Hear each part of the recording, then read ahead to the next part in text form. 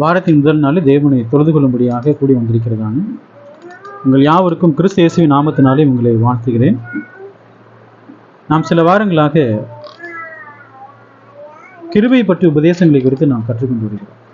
கிருபை, தேவனுடைய கிருபை. வேத வாக்கியத்திலே தேவனுடைய சத்தியங்கள் எப்படி வெளிப்படுத்தப்பட்டிருக்குன்னா தெளிவாகவே என்ன செய்யப்பட்டிருக்குன்னா வெளிப்படுத்தப்பட்டிருக்கு.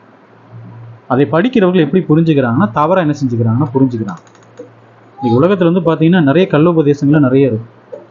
அவங்களும் எங்கிருந்து தான் போதிக்கிறாங்கன்னா பைபிள் தான் போதிக்கிறாங்கன்னு நம்ம சொல்கிறாங்க. வேத வாக்கியத்தின் சத்தியத்தை சரியாக உணர்ந்து கொள்ளவில்லை என்று சொன்னால் தவறான சத்தியத்தை நம்ம என்ன செய்ய முடியும்னா போதிக்கவே முடியும். சத்தியத்தை சரியாக உணர்ந்து கொள்வோம் என்று சொன்னால் சரியான சத்தியத்தை நம்ம என்ன செய்ய முடியும், போதிக்க முடியும். அப்போ இந்த கிருபையின் உபதேசங்களை போதிக்கிறவங்க எவ்வளோ பாவம் செய்தாலும் தேவன் என்ன செஞ்சிருவார், நம்முடைய கிருபையினால மன்னிச்சிருவாரு. பாவம் செய்வதை நம்மால் என்ன செய்ய முடியாது, நிறுத்தலாம் முடியாது. இயேசு கிறிஸ்து வர்ற வரைக்கும் நம்ம பாவம் செஞ்சுக்கிட்டே தான் இருப்போம். ஏன்னா நம்ம மாம்சத்திலும் ரத்தத்திலும் இருக்கிறோம்னு அவங்க சொல்றாங்க. இயேசு கிறிஸ்து இந்த பூமியில் இருந்தபோது எப்படி இருந்தாரு, மாம்சத்திலும் ரத்தத்திலும் தான் இருந்தார். இயேசு கிறிஸ்து எப்படிப்பட்டவராக இருந்தார், குற்றமற்றவராக பாவம் இல்லாதவராக இருந்தார். பாருங்க, தேவனுடைய பிரமாணங்களுக்கு நாம் கீழ்ப்படுகின்ற பொழுது நாம் எப்படி இருக்க முடியும்னா குற்றமற்றவர்களாக பாவம் இல்லாதவர்களாக நாம் இருக்க முடியும். தேவனுடைய பிரமாணங்களுக்கு கீழ்ப்படியாத பட்சத்திலே நம்ம என்னவா இருப்போம், பாவிகளாக தான் இருப்போம், இல்லைங்களா? பாருங்க, தேவன் பிரமாணத்தை கொடுத்துக்கிறாரு. ஒரே நாளை நீங்க பூர்ணமாகணும்னு சொல்றாரா அல்லது தேவன் நமக்கு காலங்களை கொடுத்துக்கிறாரா? தேவன் நமக்கு காலங்களை கொடுத்துக்கிறாரு. ஒவ்வொரு நாளும் நீங்க என்ன செய்யுங்க, உங்களை புதிதாக்கி கொள்ளுங்கள். ஒவ்வொரு நாளும் சத்தியத்துக்கு என்ன செய்யுங்க, கீழ்ப்படிந்து கிறிஸ்துவின் இருதயத்துக்கு ஒப்பான இருதயத்தை என்ன செய்யுங்க, உங்களுக்குள்ளாக என்ன செய்யுங்க, உருவாக்குங்கள். தேவன் நமக்கு என்ன கொடுத்துக்கிறாருன்னா காலங்களை கொடுத்துக்கிறார். நிறைய பேர் என்ன நினைக்கிறாங்கன்னா தேவனுடைய பிரமாணத்தை நம்ம கேட்குறோம், வார்த்தைகளை கேட்குறோம், நம்ம அதோடு நிறுத்திக்கலாம், அதன்படி என்ன செய்ய முடியாது, வாழலாம் முடியாது. பாருங்க, நிறைய கிறிஸ்தவர்கள் அப்படிதான் யோசிக்கிறான். பாவம் செய்வதை நிறுத்த முடியாதுன்னா அவங்க எங்கே இருந்துக்கலாம், உலகத்திலே இருந்துக்கலாம். உலகத்தில் இருக்கக்கூடிய எல்லா இன்பங்களும் என்ன செய்யலாங்க, அனுபவிக்கலாம். புதிய ஏற்பாட்டில் வெளிப்படுத்தும் விசேஷம் சொல்வார் இல்லைங்களா, அனலும் இல்லாமல் குளிரும் இல்லாமல் இருக்கிறேன். பாருங்க, தேவனும் வேணும் உலகமும் வேணும்னு நினைக்கிறான். ஒன்று உலகத்தை வெறுக்க வேண்டும் அல்லது தேவனை வெறுக்க வேண்டும். தேவனை வெறுத்து உலகத்தை பற்றி கொள்ள வேண்டும் அல்லது உலகத்தை பற்றி கொண்டு யாரை வெறுக்கணும், தேவனை வெறுக்கணும். இரண்டு எஜமானுக்கு என்ன செய்ய முடியாதுங்க, ஊழியம்லாம் செய்யவே முடியாது.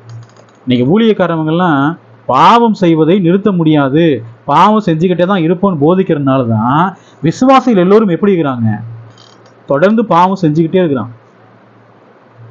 நிறைய ஊழியக்காரங்க இந்த கிருபையின் உபதேசங்களை விசுவாசிக்கிறதுனால தான் அவங்க என்ன செய்யறாங்க அப்படின்னு கேட்டீங்கன்னா விபச்சாரம் செய்யறாங்க. சபைக்குள்ள, தேவனுடைய சபைக்குள்ள என்ன பண்ணிட்டு இருக்கிறாங்க, விபச்சாரம் வேசித்தனங்கள் பண்ணிட்டு இருக்கிறாங்க. அவங்க என்ன சொல்றாங்க, நாங்கள் என்ன பாவம் பண்ணாலும் தேவன் என்ன பண்ணிடுவாரு, மன்னிச்சிருவாரு. பாவம் செய்வதை எங்களால் நிறுத்த முடியாதுன்னு சொல்றாங்க. இந்த கிருபையை பத்தி நம்ம பார்க்க போறோம். ரோமர் புஸ்தகம் 5ஆம் அதிகாரம் 15ஆம் வசனம் பாருங்க. ஆனாலும் மீறுதலின் பலன் கிருபை வரத்தின் பலனுக்கு ஒப்பானது அல்ல. மீறுதல், அடுத்து சொல்ல பாருங்க, மீறுதலின் பலன் கிருபை வரத்தின் பலன், ரெண்டு சொல்ற. மீறுதலின் பலன் என்பது என்ன, அதிலே சொல்ற பாருங்க. எப்படி எனில் ஒருவனுடைய மீறுதலினாலே அநேகர் மரித்திருக்க. அந்த ஒருவர் யாரு, ஆதாம். தேவனுடைய பிரமாணத்தை அவர் என்ன பண்ணிக்கிறாருங்க, மீறிக்கிறார். மீறினதுனால அவரும் மரிச்சிட்டாரு. யாரெல்லாம் மீறாங்களோ அவங்களும் என்ன ஆகுறாங்க, மரிக்கிறான். ஒருவனுடைய மீறுதலினாலே அநேகர் மரித்திருக்க தேவனுடைய கிருபையும் இயேசு கிறிஸ்து என்னும் ஒரே மனுஷனுடைய கிருபையினாலே வரும் ஈவும் அநேகர் மேல் அதிக அதிகமாய் பெருகிருக்கிறது சொல்றாங்க. பாருங்க, பாத்தீங்களா, இயேசு கிறிஸ்து வந்ததுனால கிருபையினாலே வரும் ஈவும் என்ன இருக்கு, அநேகர் மேல பெருகி இருக்கு அப்படின்றாங்க. அந்த கிருபையினால் வரக்கூடிய ஈவு என்ன? அப்ப எவ்வளவு பாவம் பண்ணாலும் இயேசு கிறிஸ்துவின் மூலமாக வரக்கூடிய அந்த கிருபையின் ஈவு என்ன செய்யும்னா நம்முடைய பாவங்களை மன்னிக்கும். மீறுதல் செஞ்சோம்னா என்ன ஆகும், கிருபையும் பெருகும். பாவம் பெருகும் போது கிருபை என்ன செய்யும், பெருகுன்னு போதிக்கிறான். அப்ப கேள்வி என்னன்னா, இங்க சொல்லப்படக்கூடிய அந்த கிருபையினால் வரக்கூடிய ஈவு என்ன? ஈவுகள்லாம் ஈவா? ஈவு ஒருமையா பன்மையா? ஒருமைதான். அது ஈவு என்ன நம்ம பார்க்கலாம். ரோமர் 5:18. ஆகையால் ஒரே மீறுதலினாலே எல்லா மனுஷரும் ஆக்கினைக்கு ஏதுவான தீர்ப்பு உண்டானது போல ஒரே நீதியினாலே எல்லா மனுஷருக்கும் ஜீவனை அளிக்கும் நீதிக்கு ஏதுவான தீர்ப்பு உண்டாயிற்று. அந்த ஒரே மீறுதல் யாரு? ஆதாம். எல்லா மனுஷருக்கும் ஆக்கினைக்கு ஏதுவான தீர்ப்பு உண்டாயிற்று. அப்ப யாரெல்லாம் ஆதாமுடைய வழியை பின்பற்றுறாங்களோ அவங்கள என்ன ஆகுறாங்க? மரிக்கிறாங்க. யாரெல்லாம் பாவம் செய்கிறார்களோ இல்லையா என்ன ஆகுறாங்க? மரிக்கிறாங்க. அவர் சொல்ல பாருங்க, உண்டானது போல ஒரே நீதின்னு சொல்றாரு. எத்தனை நீதி? ஒரே நீதியினால எல்லா மனுஷருக்கும் என்ன உண்டாகும்? ஜீவனை அளிக்கும் தீர்ப்புக்கு, நீதிக்கு ஏதுவான தீர்ப்பு உண்டாயிற்று. அப்ப இந்த வேத வாக்கியத்தை நல்லா கவனிங்க. ஒரே நீதின்னு சொல்றாரு. அந்த நீதி என்ன கொடுக்கும்? எல்லா மனுஷருக்கும் அது ஜீவனை கொடுக்கும். இந்த ஒரே நீதி என்பது என்ன? 19 பாருங்க. அன்றியும் ஒரே மனுஷனுடைய கீழ்ப்படியாமையினாலே அநேகர் பாவிகள் ஆக்கப்பட்டது போல. இந்த ஒரே மனுஷன் யாரு? மடி ஆதாமத்தான் பேசுறாரு. அவருடைய கீழ்ப்படியாமையினால அநேகர் என்ன செய்யப்பட்டாங்க? பாவிகள் ஆக்கப்பட்டாங்க. ஒருவருடைய கீழ்ப்படிதல் சொல்லப்பட்டிருக்கு இல்லைங்களா? அது ஒருவர் யாரு? கிறிஸ்துவனுடைய கீழ்ப்படிதலினாலே அநேகர் என்ன ஆக்கப்பட்டாங்க? நீதிமான்கள். அவங்க என்ன சொல்றாங்கன்னா, இயேசு கிறிஸ்து நாம் எல்லாருடைய பாவங்களுக்காக என்ன பண்ணார்? சிலுவையில் மரிச்சிட்டார். அந்த ஒரே கீழ்ப்படிதல் போதுமானதுன்னு சொல்றாங்க. அதனால நாம் தேவனுடைய பிரமாணங்களுக்கு கீழ்ப்படிய வேண்டிய அவசியமே இல்லை. நாம் எப்படி வேணாலும் வாழ்ந்துக்கலாம். ஏன்னா இயேசு என்ன பண்ணிட்டாரு? அவருடைய கீழ்ப்படிதலை காண்பித்து நம்ம என்ன பண்ணிட்டாரு? மீட்டு கொண்டார் அப்படின்னு சொல்றாங்க. 2 கொரிந்தியர் புஸ்தகம் 5:14 பாருங்க. கிறிஸ்துவனுடைய அன்பு எங்களை நெருக்கி ஏவுகிறது. ஏனென்றால் எல்லாருக்காகவும் ஒருவரே மரித்திருக்க. இயேசு எல்லாருக்காகவும் மரித்திருக்கிறாரு. அப்ப கேள்வி என்னன்னா, அந்த கிருபையினால் வரக்கூடிய அந்த ஒரே ஈவு என்ன? கிருபையினால் வரக்கூடிய அந்த ஒரே ஈவு என்ன? கிறிஸ்துவின் சிலுவையின் மரணம். அதான் கிருபை. உலகத்தில் வாழக்கூடிய எல்லா மனிதர்களுக்காகவும் கிறிஸ்து என்ன பண்ணிக்கிறாரு? மரித்திருக்கிறார். அதான் நம்ம மேல வாசித்தோம் இல்லைங்களா? ஒரே மனுஷனுடைய கிருபையினாலே வரும் ஈவும். அந்த கிருபையினால் வரக்கூடிய ஈவு என்ன? சிலுவை மரணம். இயேசு கிறிஸ்து எல்லாருக்காகவும் ஒரு மரிச்சுக்கிறார். அதுல மாற்று கருத்தே கிடையாது. சரி, இயேசு கிறிஸ்து தேவனுடைய பிரமாணங்களுக்கு கீழ்ப்படிந்து அவர் மரிச்சுக்கிறாரு. கேள்வி என்னன்னா, நாம் கீழ்ப்படிய வேண்டிய அவசியம் இல்லையா? இப்ப நாம் பாவ மன்னிப்பை நான் பெற்றுக்கொண்டிருக்கிறோம். எப்படி பெற்றுக்கொண்டோம்? ஞானஸ்நானத்தின் மூலமாக. நம்முடைய பழைய மனுஷனை சிறையில் அறைந்தோம். பழைய மனுஷன் எங்க அடக்கம் பண்ணோம்? ஞானஸ்நான தொட்டியில் அடக்கம் பண்ணோம். வெளியே வருகின்ற பொழுது எப்படி வந்தோம்? ஒரு புதிதான ஜீவனோடு வெளியே வந்துக்கிறோம். நம்ம என்ன பண்ணிக்கிறோம்? கீழ்ப்படிந்திருக்கிறோம். கீழ்ப்படியவில்லை என்று சொன்னால் தேவன் அவங்களுக்கு என்னதான் வச்சுக்கிறாரு? ஆக்கினை தீர்ப்பு தான் வச்சுக்கிறார். மார்க்கு புஸ்தகம் 16:16 விசுவாசம் உள்ளவனாக்கி ஞானஸ்நானம் பெற்றவன் ரட்சிக்கப்படுவான். விசுவாசியாதவனும் ஆக்கினைக்குள்ளாக. அப்ப தொடர்ந்து தேவனுக்கு ஏற்ற கிரியை செய்யவில்லை என்று சொன்னால் எதற்குள்ளாக தீர்க்கப்படுவோம்? ஆக்கினைக்குள்ளாக தீர்க்கப்படுவோம். அப்ப இவங்க என்ன நினைக்கிறாங்கன்னா, நம்ம பாவம் பெருகினாலும் கிருபை என்ன ஆகிட்டே இருக்கும்? அப்படி பெருகிட்டே இருக்குன்றான். அப்ப எவ்வளவு பாவம் பண்ணாலும் நம்ம என்ன ஆகும்? தேவனுடைய கிருபை மண். அப்ப இந்த கிருபைங்கிற வார்த்தைக்கு நம்ம அர்த்தம் நம்ம கண்டுபிடிச்சோம் இல்லைங்களா? கிருபை என்பது என்ன? ஒரே கிருபை என்பது என்ன? கிறிஸ்துவினுடைய சிலுவையின் மரணம். கிருபைக்கும் தயவுக்கும் ஒரே கிரேக்க வார்த்தை தான். தேவனுக்கு பயன்படுத்தும் போது எப்படி பயன்படுத்துவாங்க? பைபிள்ல கிருபைன்னு பயன்படுத்துவாங்க. மனுஷர்களுக்கு பயன்படுத்தும் போது எப்படி பயன்படுத்துவாங்க? தயவுன்னு பயன்படுத்துவாங்க. தேவனிலிருந்து வரக்கூடிய அந்த கிருபை இலவசன்றான். தேவன் நமக்கு இலவசமாய் கிருபையை கொடுத்துக்கிறார். அந்த கிருபை என்ன? கிறிஸ்துவினுடைய சிலுவையின் மரணம். நாம் ரட்சிக்கப்பட வேண்டும் என்று சொன்னால் கண்டிப்பா என்ன செஞ்சாகணும்?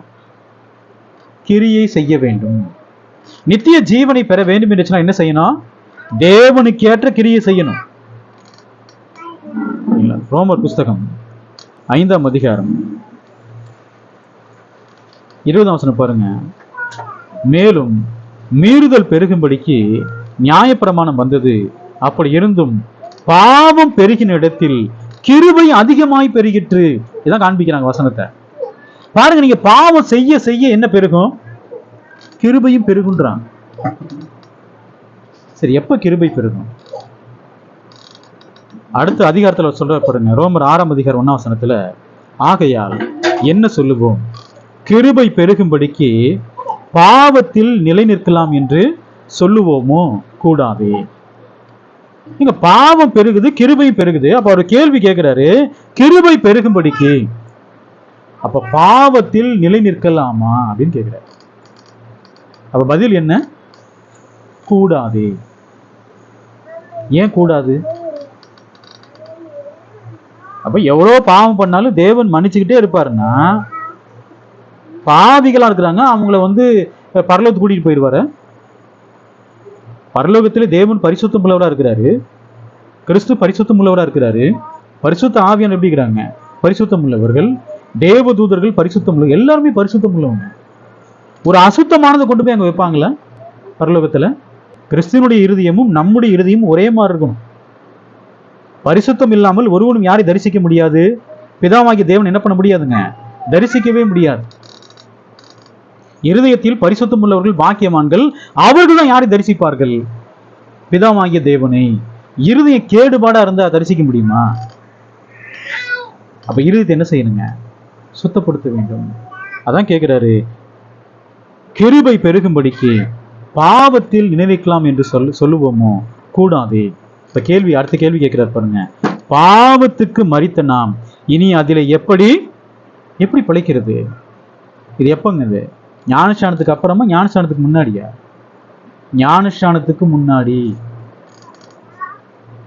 எப்ப?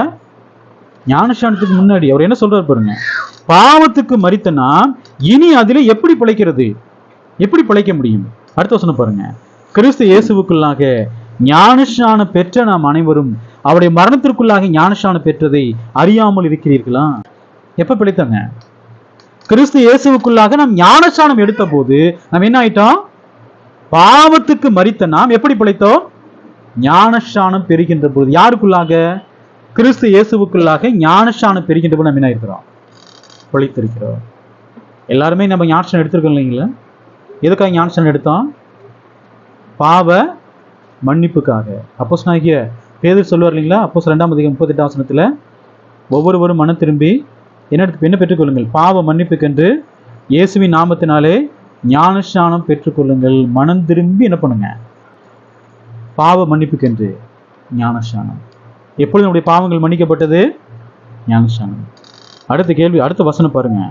அடுத்த வசனம் ரோமர் 6:4, மேலும் பிதாவின் மகிமையினாலே கிறிஸ்து மரித்தோரிலிருந்து எழுப்பப்பட்டது போல நாமும் புதிதான ஜீவன் உள்ளலை நடந்து கொள்ளும்படிக்கு அவருடைய மரணத்திற்குள்ளாக்கும் ஞானஸ்நானத்தினாலே கிறிஸ்துவுடனே கூட அடக்கம் பண்ணப்பட்டோம்.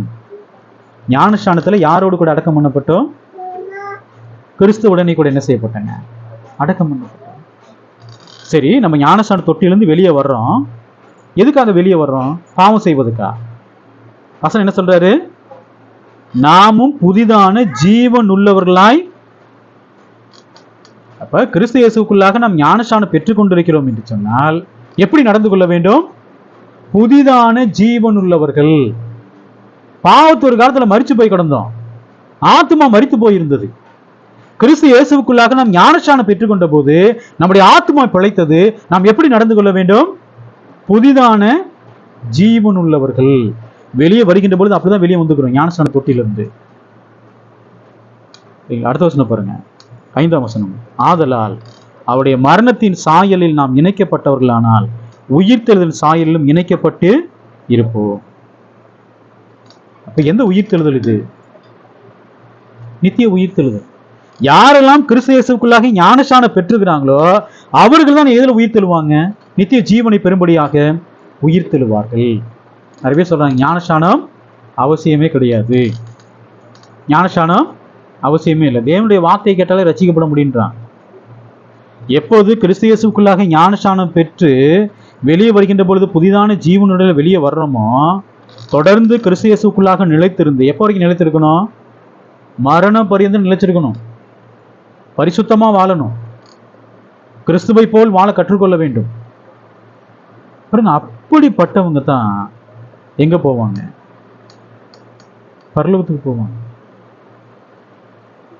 அப்ப இந்த வேத வாக்கியத்திலே யாரெல்லாம் கிறிஸ்து இயேசுக்குள்ளாக ஞானஸ்நானம் பெற்றுக்கிறாங்களோ, இயேசு கிறிஸ்து வருகின்ற போது அவங்க என்ன ஆவாங்க? நித்திய ஜீவனை பெற்றுக்கொள்ளும்படியாக என்ன செய்வாங்க? உயிர் தெழுவார்கள். அந்த ஸ்லாக்கியத்தை தேவன் நமக்கு கொடுத்துக்கிறார். நாம் எல்லோரும் எப்படி ஞானஸ்நானம் பண்ணப்பட்டிருக்கிறோம்? கிறிஸ்து இயேசுக்குள்ளாக நம்ம என்ன செய்யப்பட்டிருக்கிறோம்? ஞானஸ்நானம் பெற்றிருக்கிறோம். 6ஆம் வசனம் பாருங்க. நாம் இனி பாவத்துக்கு ஊழியம் செய்யாதபடிக்கு. அவங்க என்ன சொல்றாங்க?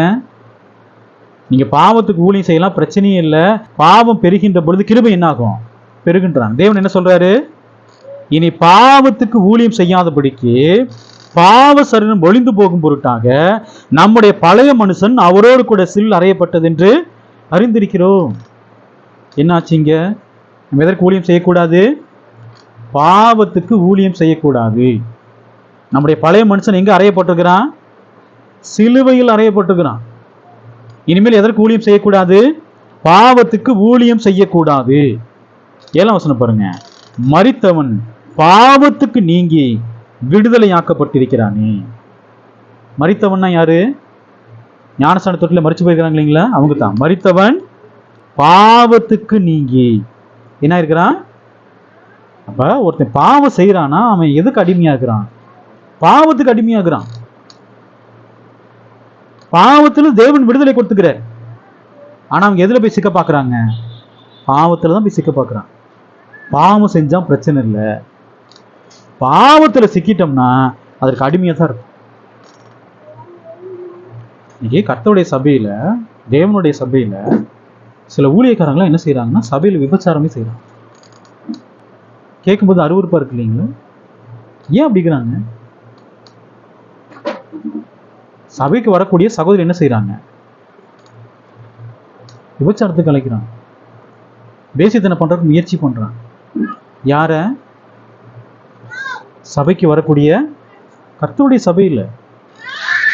இதெல்லாம் எவ்வளவு அக்கிரமம் பாருங்க. இதுக்கெல்லாம் காரணம் என்ன? இந்த கிருபையின் உபதேசங்கள். நம்ம தேவனுடைய ஊழியத்தை செய்யறோம், தேவனுடைய வார்த்தையை போதிக்கிறோம். அதனால எவ்வளவு பாவம் பண்ணாலும் தேவன் என்ன பண்ணிடுவாரு? மன்னிச்சிருவாரு. நாம் தேவனுடைய பிள்ளைகள். தேவனுடைய பிள்ளைகளாக இருந்தாலும் கூட நம்ம எப்படி நடக்கணும்? தேவனுக்கு பிரியமா நடக்கணும். இஸ்ரவேல் ஜனங்களை பார்க்கிறோம், தேவனை வனாந்தரத்தில் 10 முறை சோதிச்சு பார்க்குறான். தேவன் என்ன பண்ணிட்டாரு? ஒருத்தரும் என்னுடைய இலைப்பாதையில் என்ன செய்ய மாட்டீங்க, பிரவேசிக்க மாட்டீங்கன்னு சொல்லிட்டார். தேவனுடைய ஜனம்தான். ஜனத்தை என்ன பண்ணாருங்க? பாவம் செய்கின்ற பொழுது அழிச்சு போட்டார், எச்சரிக்கை கொடுத்தாரு.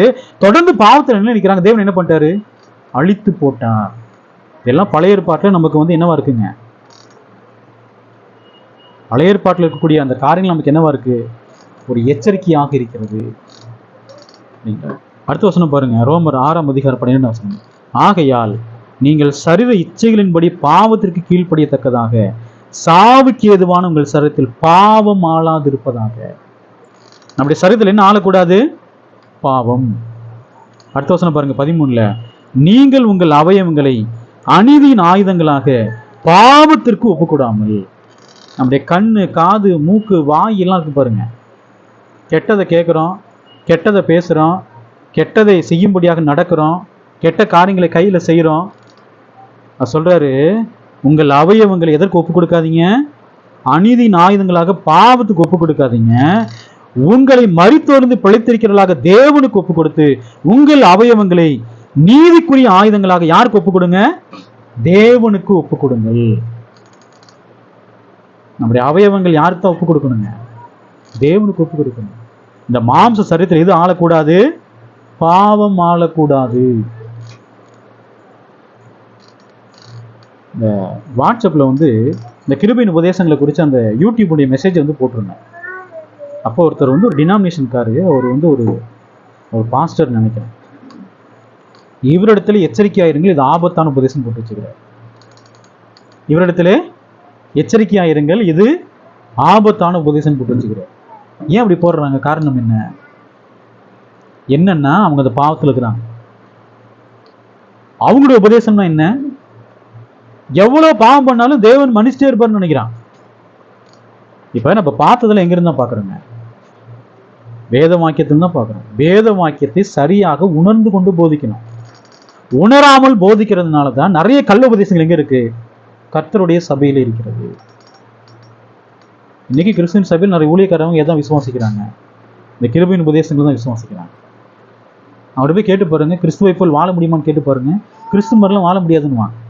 ஏங்க அவர் தேவனுடைய குமாரனுங்கன்னு. தேவனுடைய குமாரனா அங்கிருந்து அப்படியே பூமிக்குள்ள குதிச்சிட்டாரு. எல்லா விதத்திலும் நம்மை போல் சோதிக்கப்பட்டும் பாவம் இல்லாத பிரதான ஆசாரியர் நமக்கு இருக்கிற எல்லா விதத்திலும் நம்மை போல் சோதிக்கப்பட்டும். சோதிக்க படிக்கிறவர்களுக்கு அவர் உதவி செய்ய எப்படிங்கிறாருங்க? வல்லவரா இருக்கிறார். நமக்கு ஒரு ஓட்டம் கொடுக்கப்பட்டிருக்கு. அந்த ஓட்டத்தை நம்ம என்ன செய்யணும்? முடிக்கணும். நமக்கு ஒரு இலக்கு கொடுக்கப்பட்டிருக்கு. இலக்கை நோக்கி நம்ம என்ன செய்யணும்? ஓடணும். இலக்கு யாரு? கிறிஸ்து தான் அந்த இலக்கா இருக்கிறார். யார் அந்த இலக்கை அடையிறாங்களோ, அந்த ஓட்டத்தை இயேசு கிறிஸ்துவை போல் யார் மாறுறாங்களோ அப்பதான் ஓட்டத்தை முடிக்கிறாங்க. அப்பதான் அவங்களுக்கு என்ன கிடைக்குங்க? கிரீடம், பந்தய பொருள். அந்த இலக்கை போய் அடையணும். அந்த இலக்கு என்பது யாரு? கிறிஸ்து. யார் அந்த இலக்கை அடைகிறாங்களோ அவர்களுக்கு மாத்திரமே பந்தய பொருள் கொடுக்கப்படும். நம்முடைய அவயவங்களை எப்படி ஒப்பு கொடுக்கணும்? தேவனுக்கு நீதிக்குரிய ஆயுதங்களாக ஒப்பு கொடுக்கணும். பரிசுத்தமா இருக்கணும். நம்முடைய சரீரத்தில் எது ஆளக்கூடாது? பாவம் என்பது ஆளவே கூடாது. ரோமர் புஸ்தகம் 3ஆம் அதிகாரம் 24ஆம் வசனம் பாருங்க. இலவசமாய் அவருடைய கிருபையினாலே கிறிஸ்து இயேசுவுள்ள மீட்பை கொண்டு நீதிமான்கள் ஆக்கப்படுகிறார்கள். இலவசமாய் அவருடைய கிருபை பாருங்க. எல்லாம் சொல்ல எல்லாமே இலவசங்கன்றான். எது இலவசம்? உலகத்தில் வாழக்கூடிய எல்லா மனிதர்களுக்கும் தேவன் எது இலவசமா கொடுத்தாரு? எந்த ஈவை இலவசமா கொடுத்தாரு? கிறிஸ்துவின் சிலுவையின் மரணம் எல்லாருக்காகவும் வச்சுக்கிறார். அதான் இங்க வாசிக்கணும் பாருங்க. இலவசமாய் அவருடைய கிருபையினாலே, அந்த கிறிஸ்துவின் மரணத்தினாலதான் நமக்கு என்ன இருக்குங்க? மீட்பு. நீங்கள் தேவனிடத்திலிருந்து ஒரு ஆசீர்வாதத்தை பெற வேண்டும் என்று சொன்னால் நம்ம என்ன செய்யணும்? தேவனை பிரியப்படுத்தணும். தேவனுக்கு கேட்ட கிரியை நம்ம செய்யணும். அப்பதான் தேவனிடத்திலிருந்து என்ன பெற்றுக்கொள்ள முடியுங்க? ஆசீர்வாதத்தை பெற்றுக்கொள்ள முடியும். பாவிகள் ஜெபத்திற்கு தேவன் ஒருபோதும் என்ன கொடுக்க மாட்டாரு? செவி கொடுக்கவே மாட்டார். நான் பாவத்திலே வாழ்ந்து கொண்டிருக்கிறேன், பாவத்தில் இருக்கிறேன்னு சொன்னா தேவன் எப்படி செவி கொடுப்பாரு? தேவனை பிரியப்படுத்த ஏதாவது வாங்க முடியுமா? இலவசன்ற வார்த்தையை பயன்படுத்தின உடனே இலவசமா கிருபை அப்படின்னு பயன்படுத்தின எல்லாமே இலவசன்றாங்க. என்ன இலவசமா கொடுத்தாரு இந்த பூமிக்கு? யோவான் 3ஆம் அதிகாரம் 16ஆம் வசனத்துல என்ன கொடுத்தாருங்க?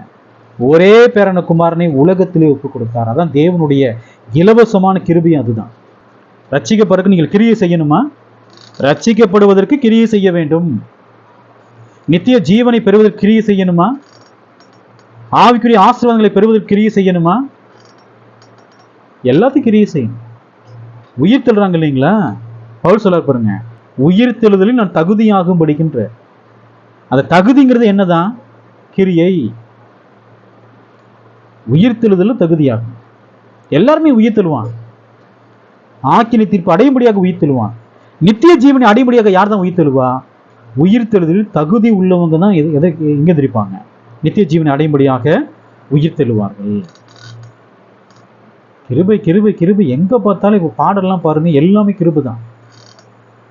எவ்வளவு ஆபத்து பார்த்தீங்களா? மக்களை எப்படி மயக்கி வச்சிருக்காங்க பாருங்க. அப்ப என்னதான் ஜீவன் தொடர்ந்து பாவம் செஞ்சுக்கிட்டே தான் இருப்பான். விபச்சாரம், வேசித்தனம் ஒரு காலத்துல பார்க்கும்போது ஒரு அபாயகரமான பாவமா இருந்தது. இன்னைக்கு அது எப்படி இருக்குது? சர்வ சாதாரணமான பாவம். மதுபானம் பண்றது ஒரு காலத்துல எப்படி இருந்தது? அபாயகரமான பாவம். அதெல்லாம் மதுபானம் அன்னைக்கெல்லாம் பாத்தீங்கன்னா இந்த கள்ளச்சாரையெல்லாம் விற்பான். இப்ப என்ன செய்வாங்க? அதை எங்க விற்கிறாங்கன்னு தெரியாது. வாங்குறவங்க ஒரு சந்து பக்கத்துல என்ன செய்வாங்க? குடிப்பான். இன்னைக்கு அந்த பாவங்கள் எப்படி இருக்குதுங்க? இன்னைக்கு காலேஜ் படிக்கக்கூடிய வாலிப பிள்ளைகள் என்ன செய்யறாங்க? அதெல்லாம் போய் பப்ளிக்கா வாங்குறாங்க. ஸ்கூல் படிக்கிற பிள்ளைகள் என்ன செய்யறாங்க? வாங்கி. ஒரு காலத்துல அபாயகரமாக இருந்த பாவம் இன்னைக்கு எப்படி இருக்குது? சர்வ சாதாரணமா போச்சு. அதே போலதான் விபச்சாரம் பேசிட்டாங்க. அதனால என்ன? சரீரத்தில் செய்யக்கூடிய பாவம் எதை பாதிக்காதுன்றாங்க? ஆத்துமாவை பாதிக்காது. சரீரத்தில் என்ன பாவனாலும் பண்ணுங்க, அது எங்க போகுது? அந்த சரீரம் மண்ணுக்குள்ள போகுது. அதனால எந்த பிரச்சனையுமே இல்லை. நீங்க பாவம் பண்ணினீங்கன்னா அது உங்கள் ஆத்துமாவை பாதிக்காதீங்க. எதுல தான் பாவம் பண்றீங்க? சரீரத்தில். அது மண்ணோட மண்ணா போயிருங்க, உங்க ஆத்மா என்ன செய்யாது. எவ்வளவு அபாயகரமான உபதேசம் பாருங்க. ஏன் அந்த மாதிரி போதிக்கிறவங்க எப்படி இருப்பாங்க? அந்த பாவத்துல தான் இருப்பான். ரோமர் புஸ்தகம் 3ஆம் அதிகாரம் 22ஆம் வசனம் பாருங்க. அது இயேசு கிறிஸ்துவை பற்றும் விசுவாசத்தினாலே பலிக்கும் தேவ நீதியே. விசுவாசிக்கிற எவர்கள் மேலும் அது பலிக்கும், வித்தியாசமே இல்லை. அப்போ ரட்சிப்பை பெற்றுக்கொள்ள வேண்டும் என்று சொன்னால் யாரை விசுவாசிக்க வேண்டும்? இயேசு கிறிஸ்துவை. நாம் நித்தியத்துக்கான பலனை பெற்றுக்கொள்ள வேண்டும் என்று சொன்னால் யாரை விசுவாசிக்க வேண்டும்? இயேசு கிறிஸ்துவை விசுவாசிக்க வேண்டும். அது யார் விசுவாசித்தாலும் என்ன கிடைக்குங்க? அந்த பலன் கிடைக்குமா? அதுலதான் சொல்றேன். யார் விசுவாசித்தாலும் அவர்களுக்கு என்ன கிடைக்கும்? பலன். விசுவாசம் என்றால் அர்த்தம் என்ன? தேவனுடைய பிரமாணங்களுக்கு தொடர்ந்து கீழ்ப்படினா தான் மெய்யான விசுவாசம். 26ஆம் வசனம் பாருங்க, ரோமர் 3:26. கிறிஸ்து இயேசுனுடைய ரத்தத்தை பற்றும் விசுவாசத்தினாலே பலிக்கும் கிருபாதார பலியாக அவரையே, கிருபைக்கு ஆதாரமாக பலி செலுத்தப்பட்டவர் யார்? இந்த கிருபை எங்க இருக்குது? இந்த பலியில தான் அந்த கிருபையே இருக்குது. உலகத்தில் வாழக்கூடிய எல்லாருக்காகவும் கிறிஸ்து என்ன பண்ணிக்கிறாருங்க? மரிச்சுக்கிறார். ஆனா எல்லாரும் நித்திய ஜீவனை பெறுவாங்களா? இல்ல. இயேசுவின் இடத்துல யார் மனம் திரும்பி வர்றாங்களோ, யார் அவருடைய சுவிசேஷத்தை ஏற்றுக்கொண்டு கீழ்ப்படுகிறாங்களோ அவங்களுக்கு என்ன கிடைக்கும்? நித்திய ஜீவன். எபேசியர் புஸ்தகம் 2ஆம் அதிகாரம் 8ஆம் வசனம் பாருங்க. கிருபையினாலே விசுவாசத்தை கொண்டு ரட்சிக்கப்பட்டீர்கள், இது உங்களால் உண்டானதல்ல, இது தேவனுடைய. தேவனுடைய ஈவு என்னங்க? தேவனுடைய ஈவு என்ன? இது வரைக்கும் நம்ம பார்த்துட்டே வந்தோம் இல்லைங்களா? தேவனுடைய ஈவு என்ன? அந்த கிருபைங்கிறது என்ன? கிறிஸ்துனுடைய சிலுவையின் மரணம். கிருபையினாலே விசுவாசத்தை கொண்டு தேவன் தம்முடைய ஒரே பேரன குமாரனை நமக்காக என்ன பண்ணிக்கிறாருங்க? அதுதான் ஒரே கிருபை, ஒரே ஈவு. கிருபையினால் வரக்கூடிய ஒரே ஈவு அதுதான். அதை கொண்டு பாருங்க, அந்த கிருபையினாலே விசுவாசத்தை கொண்டு நம்ம என்ன செய்யப்பட்டிருக்கிறோம்? ரட்சிக்கப்பட்டிருக்கிறோம். இது நம்மால் உண்டானதா? பாருங்க, இஸ்ரவேலர்கள் இருந்தாங்க, அவங்களுக்கு பிரமாணம் கொடுக்கப்பட்டிருந்தது, அவர்களுக்கு பலிகள் கொடுக்கப்பட்டிருந்தது. நமக்கு என்ன கொடுக்கப்பட்டிருந்தது? அந்த அப்ப எல்லாம் எதுவுமே இல்லை. 2000 வருஷத்துக்கு முன்னாடி உலகத்தில் வாழக்கூடிய பிரஜாதி ஏதாவது இருந்ததா? எதுவுமே இல்லை. ஆனால் இயேசு கிறிஸ்து வந்ததுக்கு அப்புறம் உலகத்தில் வாழக்கூடிய எல்லாருக்காகவும் கிருபாதார பலியாக யாரை ஏற்படுத்தினாருங்க? இயேசுவை. அதான் இலவசம். அந்த சிலுவையின் மரணம் என்னங்க? கிருபையினால் வரக்கூடிய ஈவே அதுதான். இல்லை. யாக்கோபு புஸ்தகம் 2ஆம் அதிகாரம் 17ஆம் வசனம் பாருங்க. அப்படியே விசுவாசமும் கிரியை இல்லாதிருந்தால் தண்ணில் தானே செத்ததான் இருக்கும். வெறும் விசுவாசம் மாத்திரம் வச்சுட்டு நம்ம எதாவது பண்ண முடியுமா? விசுவாசம் என்ன இருக்கணும்?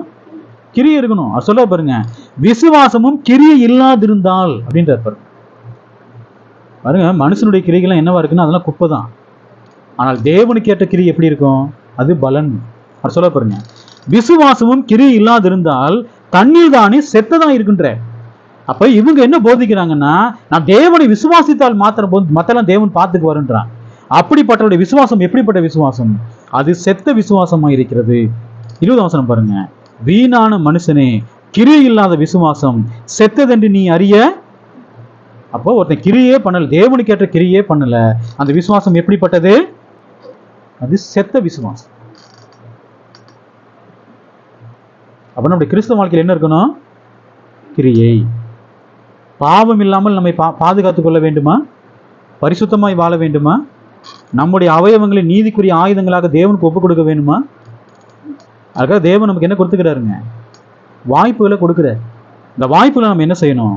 பயன்படுத்தி கொள்ள வேண்டும். இல்லைங்களா? யாக்கோபு 2ஆம் அதிகாரம் 24ஆம் வசனம் பாருங்க. ஆதலால் மனுஷன் விசுவாசத்தினாலே மாத்திரமல்ல, கிரியினாலே நீதிமானாக்கப்படுகிறான் என்று நீங்கள் காண்கிறீர்களே. மனுஷன் எதனால மாத்திரம்தான் நீதிமானாக முடியும்? இன்னைக்கு கிரியினால தான் நீதிமானே ஆக முடியும். பழைய ஏற்பாட்டு எல்லா பரிசுத்தவான்களும் எப்படி நீதிமான் ஆனாங்க? கிரியை. தேவன் சொன்னாரா அந்த வார்த்தைக்கு அவங்க என்ன செய்வாங்க? கீழ்ப்படிவாங்க. எல்லா பரிசுத்தவான்களும் தேவனுக்கு ஏற்ற கிரியை பண்ணான், பரிசுத்தமா வாழ்ந்தான். மாசற்றவர்களாக வாழ்ந்தாங்க. யோபு பாருங்க, குற்றமற்றவன், மாசு இல்லாதவன், அப்படிதான் சொல்லப்பட்டிருக்கு இல்லைங்களா? குற்றமற்றவர் இருந்தார் இல்லைங்களா? மாசு இல்லாதவராக இருந்தார் இல்லைங்களா? பூர்ணமானவராக இருந்தார் இல்லைங்களா? தேவனுக்கு பிரியமா இருந்தார். எல்லா பரிசுத்தவான்களும் அப்படித்தான் இருந்துகிறான். அப்ப இந்த கிருபை இலவசம் இலவசம்ன்றாங்க இல்லைங்களா? தேவன் கிருபை இலவசமா கொடுத்துருவாரா? தேவன் இலவசமாய் கொடுத்த கிருபை என்ன? இயேசு கிறிஸ்துவின் சிலுவையின் மரணம். சரி, தேவனிடத்திலிருந்து கிருபை இலவசமாய் பெற்றுக்கொள்ள முடியுமா? நீங்க பைபிள்ல எங்கேயாவது ஒரு இடத்துல வந்து இப்படி ஜெபம் பண்றதை நீங்க பார்த்துருக்கீங்களா? தேவனே உங்களுடைய கிருபை எனக்கு தாருன்னு ஏதாவது ஜெபம் பண்ணிக்கிறாங்களா? பைபிள் நீங்க தேடி பாருங்க. ஆதியாகம புஸ்தகத்திலிருந்து வெளிப்படுத்தின வரைக்கும் ஆண்டவரே உங்களுடைய கிருபை எனக்கு தாருங்கன்னு ஏதாவது ஜெபம் பண்ணிக்கிறாங்களா? கிருபை எப்படி கொடுப்பாரு? தயவு எப்படி கொடுப்பாரு?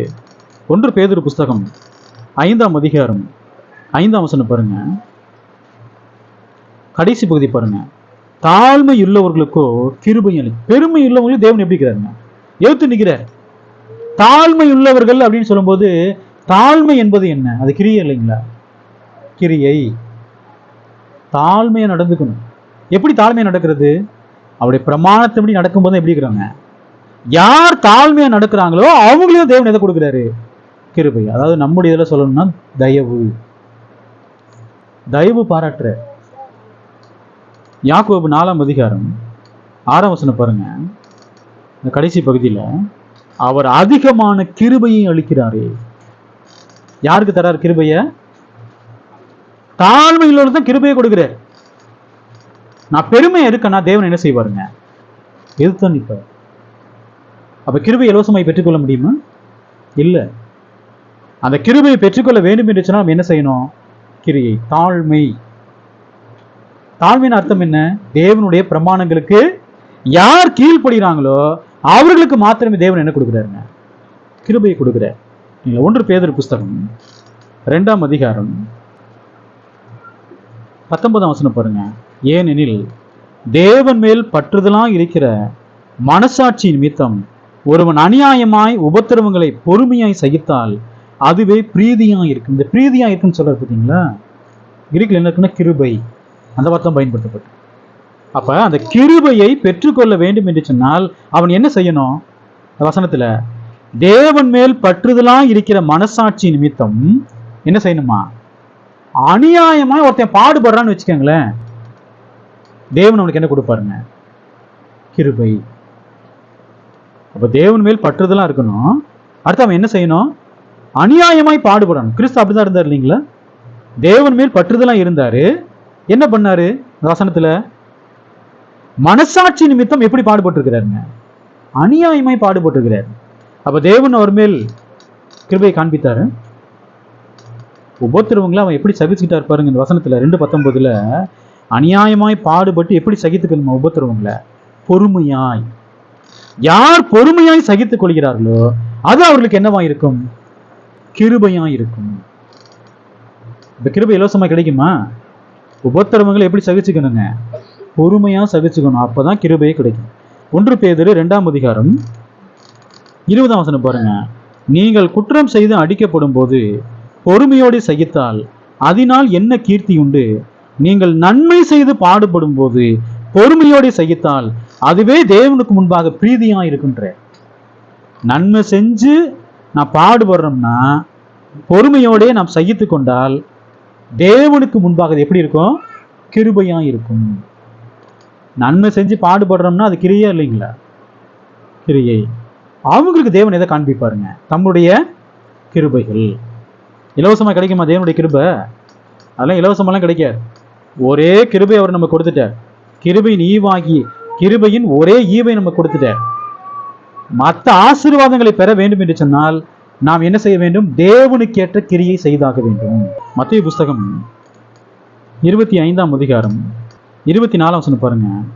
ஒரு தாளந்தை வாங்கினவன் வந்து, ஆண்டவனே, நீர் விதைக்காத இடத்தில் அறுக்கிறவரும் தெளிக்காத இடத்தில் சேர்க்கிறவருமான கடினமுள்ள மனுஷன் என்று அறிவேன்.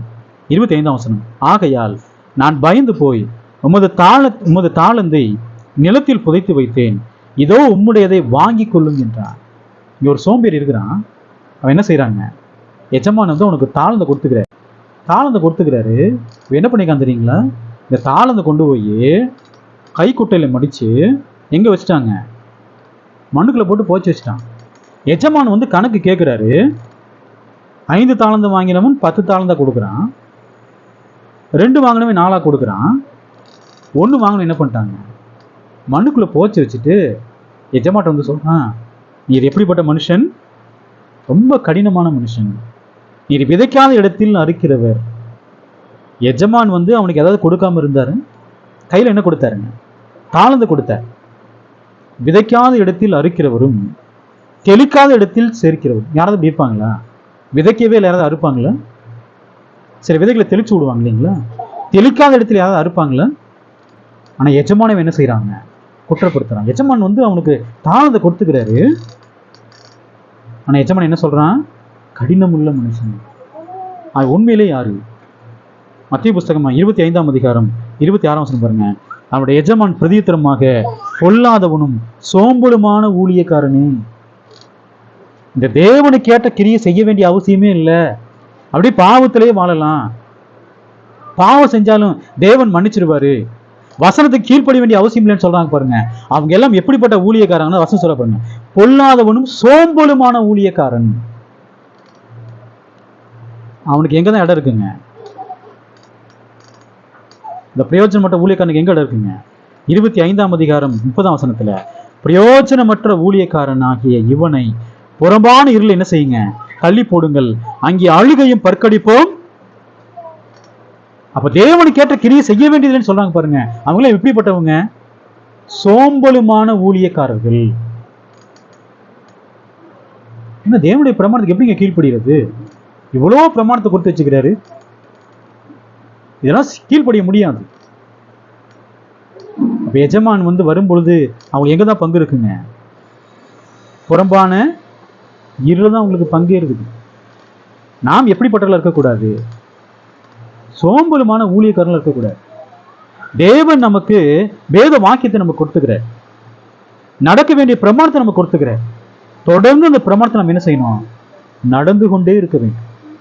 இயேசு கிறிஸ்துவின் வருகை வர வரைக்கும் நம்ம என்ன செய்யணும்? நாம் எதுவரை கற்றுக்கொண்டிருக்கிறோமோ அது வரைக்கும் நாம் எப்படி இருக்கணும்? தேறினவர்களாக நாம் இருக்க வேண்டும். எவ்வளோ சத்தியங்கள் நம்ம கற்றுக்கொண்டு இருக்கிறோம். இந்த சோம்பேறிக்கு எங்கே தான் இடம் இருக்குது? வெளிப்படுத்த சொல்லுவார் இல்லைங்களா 21:18. இந்த சோம்பேறிக்கு எங்கே இருக்குன்னா, 2ஆம் வர்ணமாகிய அக்னியும் கந்தகும் கடலிலே பங்கடைவார்கள். சோம்பேறிக்கு அங்கதான் இடமே இருக்கு. அப்ப தேவனுடைய பிரமாணத்தின்படி வாழ முடியாதுன்னு ஒருத்தன் சொல்றானா, அவன் யாராதான் இருப்பான்? பொல்லாதவனும் சோம்பலுமான ஊழியக்காரனத்தான் இருப்பான். அவனுக்கு எங்கதான் இடம் இருக்குங்க? 2ஆம் வர்ணமாகிய அக்னி கடல தான் இடம். வெளிப்படுத்தும் விசேஷம் 21ஆம் அதிகாரம் 7ஆம் வசனம் பாருங்க. ஜெயம் கொள்ளுகிறவன் எல்லாவற்றையும் சுதந்திரித்துக் கொள்வான். நான் அவன் தேவனாய் இருப்பேன், அவன் என் குமாரனாய். யார் ஜெயிக்கிறாங்களோ அவங்க என்ன செய்வாங்க? எல்லாவற்றையுமே சுதந்திரித்துக் கொள்வார். யோவான் புஸ்தகத்துல யோவான் சொல்லுவாரு, வாலிபர்களே நீங்கள் பொல்லாங்கனை ஜெயித்ததினால் உங்களுக்கு எழுதுகிறேன். முதல் நூற்றாண்டு காலத்துல வாலிபர்கள் யாரை ஜெயிச்சிருக்கிறாங்க? பொல்லாங்கனை ஜெயிச்சிருக்கிறான். ஜெயிக்க முடியுமா? நம்முடைய விசுவாசமே உலகத்தை ஜெயிக்கிற ஜெயம். பாவத்தை நம்மால் மேற்கொள்ள முடியுமா? மேற்கொள்ள முடியும். அப்ப முதல் நூற்றாண்டு கிறிஸ்தவர்கள் பாவத்தை மேற்கொண்டாங்களா? நிறைய பேர் வந்து கிறிஸ்துவை போல் தேறினவர்களாக இருந்தாங்களா? அப்போஸ்தலனாகிய பவுல் நமக்கு வந்து ஒரு மாதிரியாக இருக்கிறாரா? ஓட்டத்தை முடிக்கணும், இலக்கை அடைய வேண்டும். ஓட்டத்தை என்ன செய்யணுங்க? முடிக்கணும். அவர்களுக்கு தான் எது வைக்கப்பட்டிருக்கிறது? பந்தய பொருள். அவங்க தான் ஜெயிக்கிறவங்க. ஜெயிக்கிறவர்கள் எல்லாவற்றையும் என்ன செய்வாங்க? சுதந்திரித்துக் கொள்வார்கள். கிருபையின் உபதேசங்கள் ரொம்ப ஆபத்தானதா? அது ரொம்ப ரொம்ப ஆபத்தானது. அந்த உபதேசங்களுக்கு நாம் எப்பொழுதும் எப்படி இருக்கணும்? எச்சரிக்கையாக இருக்க வேண்டும். இந்த தேவனுடைய வார்த்தை கேட்டால் உங்கள் ஒவ்வொருவரையும் தேவன் தான் ஆசீர்வதிப்பார். ஆமாம்.